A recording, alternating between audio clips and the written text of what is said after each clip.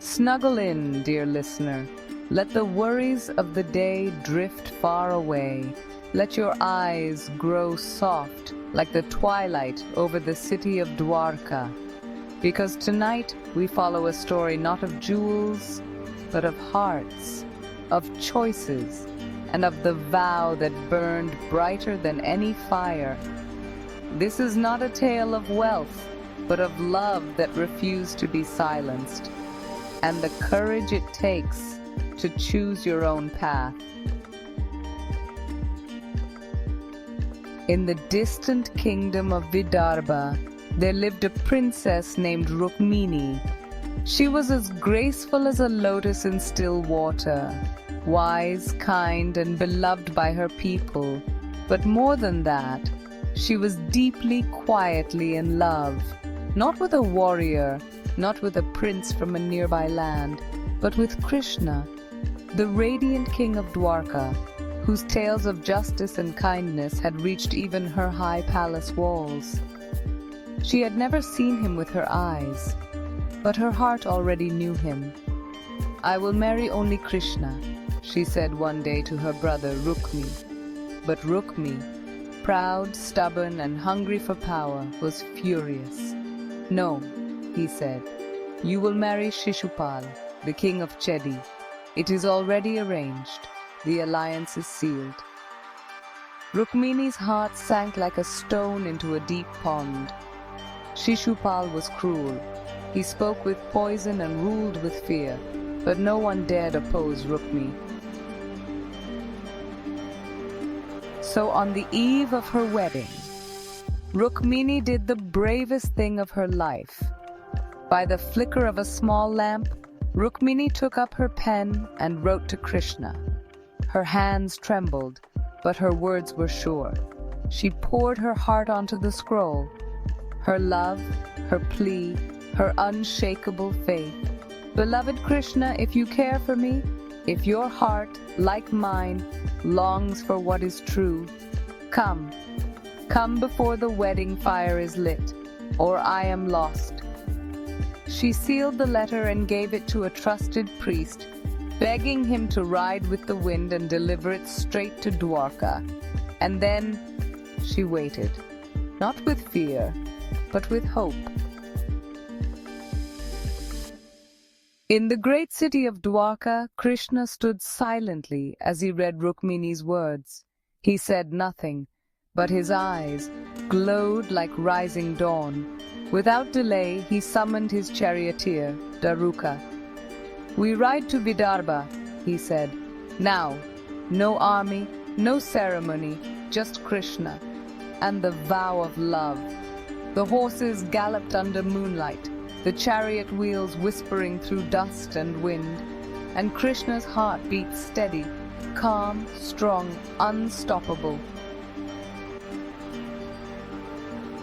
Back in Vidarbha, the day of the wedding had arrived.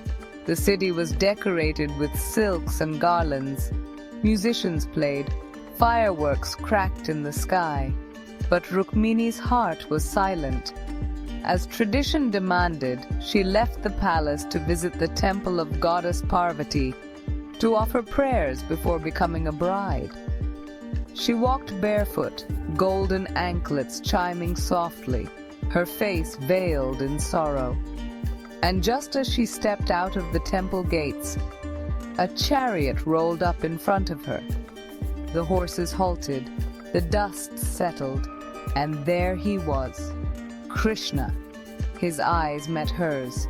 No words, no need. She stepped into the chariot, and the world changed. When the guards saw what had happened, they shouted in panic. Drums beat, bells rang. Rukmini, furious, humiliated, ordered his soldiers to ride after them. "Capture that thief," he roared. "He will not escape me." But Krishna did not flee like a thief. He rode like the wind, forward, fearless, focused, and beside him sat Rukmini, no longer afraid. On the edge of the forest, Krishna stopped the chariot and turned to face the coming army. There, leading the charge, was Rukmini, his sword drawn, his pride burning like fire. The two clashed. Rukmini fought with rage. Krishna fought with grace. Steel sang against steel. But soon, Rukmini fell, defeated, disgraced. And yet, Krishna spared him. He looked into Rukmini's eyes and said, "You forced your sister into fear. You tried to chain love with pride, but I will not repay darkness with more darkness. Go, learn." He tied Rukmini's hands with a torn piece of cloth, not in punishment, but in reminder, and let him live. Krishna and Rukmini returned to Dwarka.